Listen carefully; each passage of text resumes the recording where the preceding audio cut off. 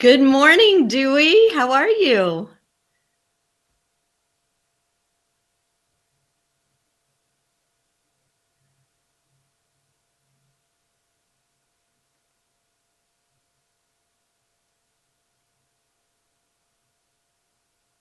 I think we're having some technical difficulties because I can't hear you, Dewey. You can't. Oh, now I can. Now I can. Ah, Hello. I'm back. Good morning. Good morning. Yeah, good I was morning. just I was just saying that it's a rainy day here in Austin, Texas. It's been a rainy four kind of days. So the tournament that was here, national level two this weekend, got rained out. They played Saturday but couldn't get in any play on Sunday or Monday. So we're going a little stir crazy being inside. We gotta get out and hopefully this afternoon. How about there? Yeah, well, I'm not going to tell you what it looks like outside my window right now. It will just make you mad. But you had a pretty good birthday weekend, I heard. So can you tell us what'd you do? Oh my gosh, I jumped out of an airplane with my two daughters. Wow. Well, you're still here, and maybe we can talk about that at some other time because I know we have some pretty heady stuff to kind of dig into today. Yeah, this week we're going to be focusing on the tactical versus the technical side of junior tennis teaching and development. And I think we've got a lot to talk about. I'm not sure how deeply we're going to be able to get into it in our short little 20 minutes today, but we're going to do our darndest. And so I wanted to start out, Dewey, by asking you to just give our viewers a quick down and dirty definition of the difference between technical and tactical instruction. Okay, so I'm gonna try to explain this in a way, maybe not how I understand it, but in a way that everybody can understand it. If we were to Great. think about technique, technique is how you make the ball do certain things. So, we could really make it real basic. It's how you hit a ball. And the tactics are how you actually play the game. So technique being how you hit the ball, tactics being how you apply technique in order to play the game. Is that I mean, that makes sense to me. okay? Mm, I wonder why it is that more coaches don't teach from a tactical perspective, and we'll kind of dig into what that looks like in a little bit. Um, when we And talk I about what, yes, please. Sorry, I think, one of the questions that I hear a lot is when is the appropriate age to start teaching tactical? And I did a podcast on that recently, but I'm really interested to hear your perspective on that and give our viewers a little more insight into, what's appropriate at what stage of development for our young players. I believe that if we don't start teaching people how to play the game from day one, then we're doing them a huge disservice. Would we ever just teach someone how to deal out cards and then after we finish dealing the cards, just collect them all and never actually play Go Fish or what an early card game is? So I think all the time we want to start at that very beginning with the tactical intention. Probably the most basic one is I just want to move the person from side to side. So I want to hit the ball here and then I want to hit the ball there and get them moving. We can do that with a child on a red court at a very early age, or an orange court, a green court, a yellow ball court. Doesn't really matter the court, particularly if something is where the child isn't just managing the court space. So it's one of the reasons that we went to the red, orange, and green system in the United States, was so that we could teach from a more tactical perspective, because U.S. kids had become really proficient at hitting balls, but we were lagging behind the rest of the world in how to play the game. So changed it up a little bit, and I think right from day one we should be teaching the technique from a tactical perspective. How do you teach a child who is just learning how to hit forehands and backhands how to hit targets? It's one thing to teach topspin and slice and grips and contact points and all of that, but it seems to me, until you have those things kind of nailed down, it's a little more challenging to teach a kid, okay, hit to this target or hit to that target. Yeah, and so if we were talking about the associated techniques, one of the things that we want to do always, because tennis being unique in that you have to be out there all by yourself when you're playing a match, is we want to give them the tools so that they can make adjustments along the way. So if we were talking about technique, all the things which happen with the ball happen because of three things on the technical side. So the first one of those determining factors in ball control is the path of my racket into the ball. So whichever way, if I'm swinging from high to low or low to high or straight through or from the side, those are the things which, kind of one of those first factors. And then the second factor is the angle of my racket on the ball. I think when we teach young kids, we've all seen that one where they turn the racket face too far up and the ball just flies away, or the racket's turned too far down. The challenge of angle versus the other determining factors is that angle is kind of like this super spicy pepper, where if you add a little bit to your meal, it will make it change the flavor and it will taste really good. But if you add more than a little bit, you can't even put it in the dog bowl. It just makes it that bad, right? So we want to watch how much we talk about angle, but we can determine pretty much anytime the ball goes in the bottom of the net or it flies over the fence, it had something to do with angle. And then there is the third one, which is the speed of my racket into and on the ball.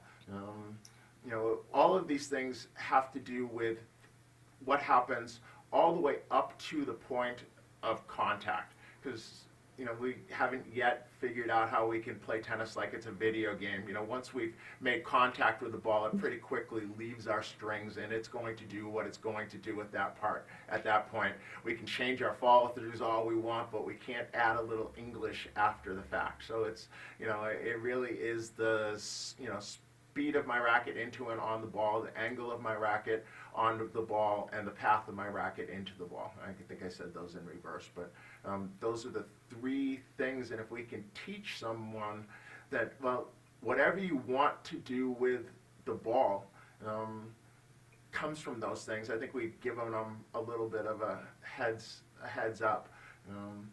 And what I think as coaches we probably don't do enough of is we kind of don't teach them, what am I trying to do with the ball? What effect do I hope that my shot's going to have on the person at the other end? When we just teach from a technical perspective, all we're doing is feeding balls out of a basket and teaching someone how to hit a forehand. But from a tactical intentions, there are several that I like to use, and they're coming up on the screen. The first one, I think a lot of us just refer to as rallying. We have this big definition of trading, and when no major advantage can be gained or should be given away. And then we have when we're trying to gain a little bit of advantage in the point building, when a space or time advantage can be gained. And then finishing, which is the one that I try not to teach 14-year-old boys because they tend to overcook it all the time, is a point-ending situation. So I try to get them to continue to keep building, and then eventually the point will come to an end. The one which the U.S. is getting better at now is neutralizing. So when you're in a little bit of trouble and you have to get out of trouble, I think that's kind of a simple way to put it. And then there's staying, which is unfortunately what young kids do way too much. Is I had to move a couple steps and now I'm just throwing up a ball that I'm hoping the person will miss, but they're really just making them hit one more ball. And the last one is what I call going Yahoo, which is going from a defensive position to trying to turn it. So somebody's running me wide and I try and hit that screaming down the line winner, which is, I call it going Yahoo.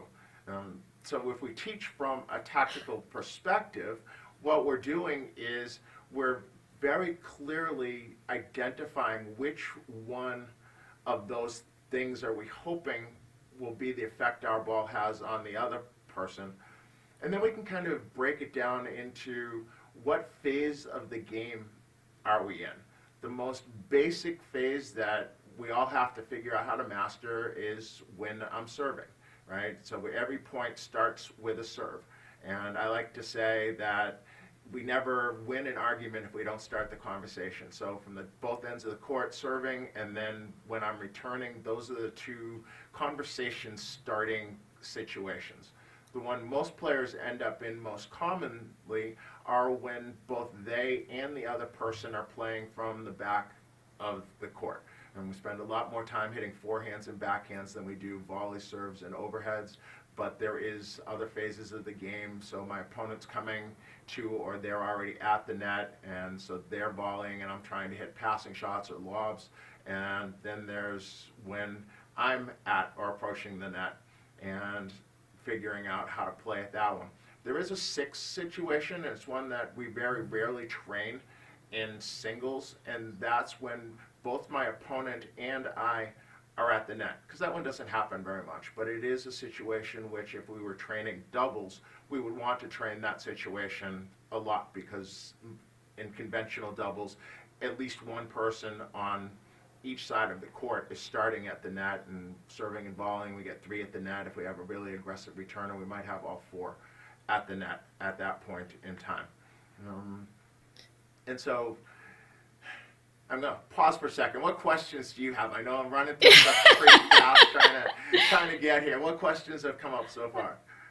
I know we're having to really rush through this today, but one of the things I wanted to point out is, we talk about teaching our player how to recognize situations and what to do in certain situations, but one of the things where I feel like we don't always kind of hit the mark is teaching players to predict what's going to happen. So for example, if I hit a forehand cross court wide, where is my opponent most likely to hit that ball back to me?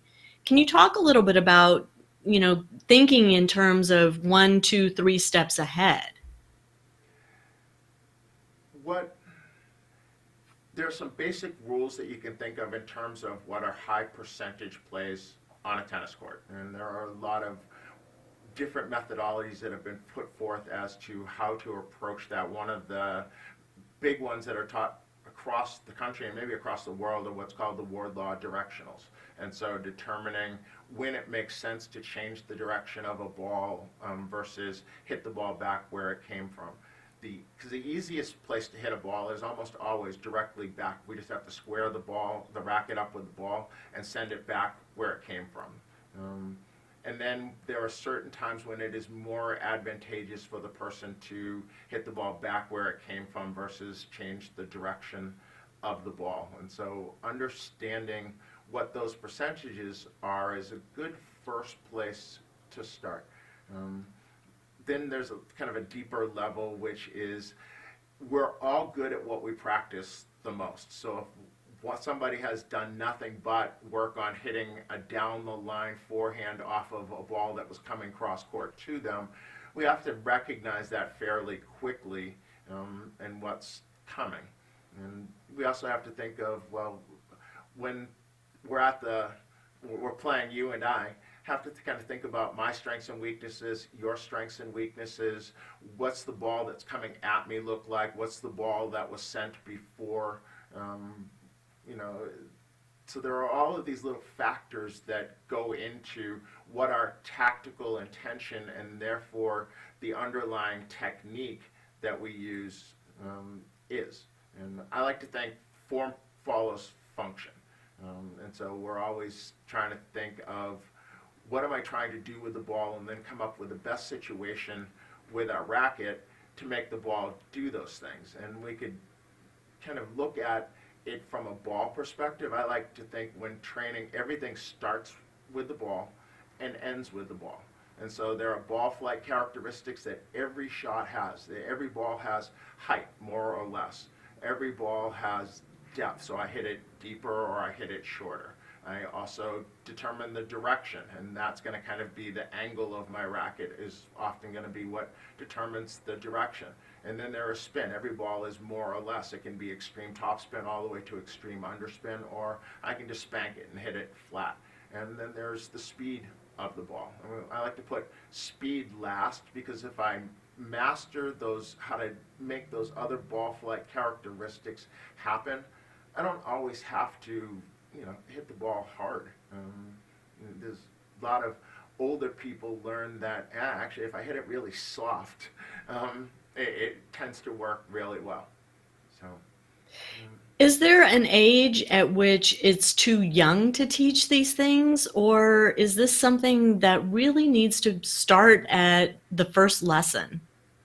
It starts definitely at the first lesson.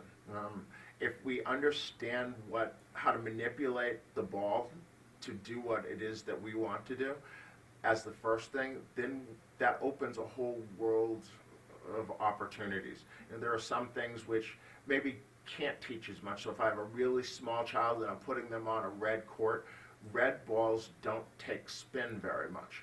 So concentrating on developing rotation on the ball, particularly in conjunction with height, so getting a ball that bounces up and away from someone, isn't something that makes a lot of sense on a red court to do. It starts being more of a factor on an orange court, which is really where the first major competitions are. There's, orange ball competitions at a pretty significant level, section-wide in most sections at this point in time. And I think that I think it's interesting to point out that, there are reasons for putting kids on a red ball, an orange ball, a green ball. I used to be kind of really anti all of that when there were age restrictions placed on it. But I think we, as a country, the US has kind of embraced the mindset of that these different color balls can be used to teach skills that aren't necessarily directly related to age, but rather related to where the child is in their development. So even, a 16-year-old or, a 56-year-old can come onto a red court and have some advantages by being in that situation on a shorter court with a slower ball and mastering new technique and new tactics as well. Do you agree with that? So, yeah, I'm going to digress here for a second and maybe go slightly off topic, so bring me out of my rabbit hole if I go too far.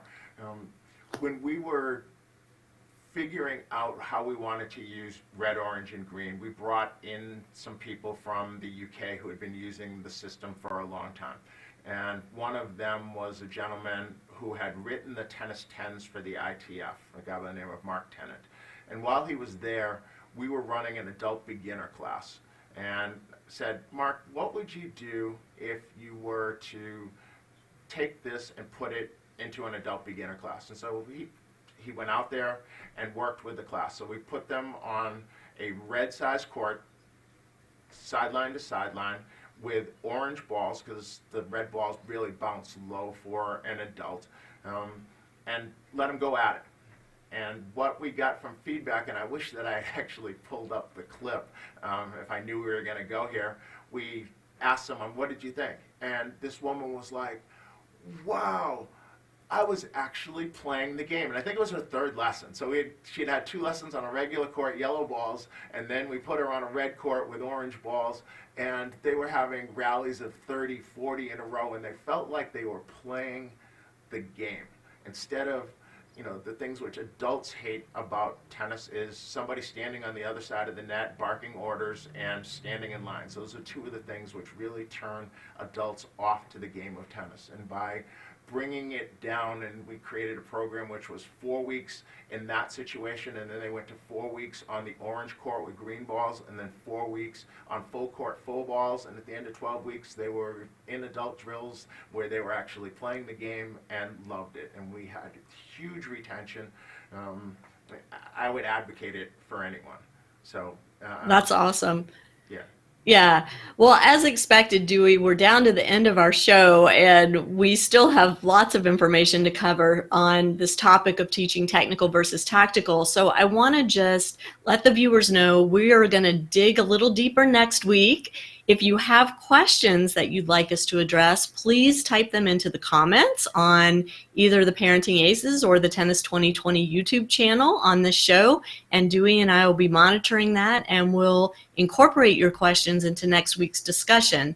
But for now, Dewey, it's been great talking to you as always, and look forward to chatting with you again next week. Yeah, I think it's going to be great. And if you do have questions, please put them.